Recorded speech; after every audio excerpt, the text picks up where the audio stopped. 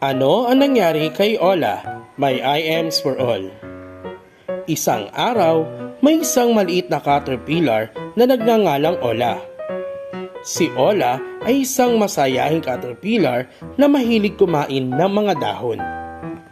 Isang araw, habang masaya siyang kumakain ng mga dahon, nakakita siya ng isang malaking dahon na hindi pa niya nakikita. Napakaganda nito. Agad siyang umakyat sa dahon at sinimula niya itong kainin.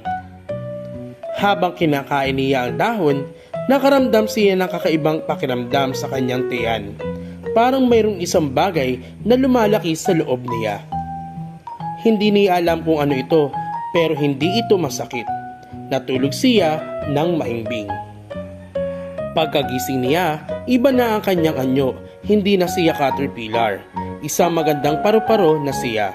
May magaganda siyang backpack na may iba't ibang kulay. Masayang lumipad-lipad at lumapag sa isang bulaklak. Natutuwa si Ola sa kanyang bagong anyo. Nalaman niya na ang pagbabago ay isang magandang bagay. At mula noon, masayang lumipad-lipad si Ola, dala-dala ang kanyang magandang pakpak at ang kanyang masayang puso.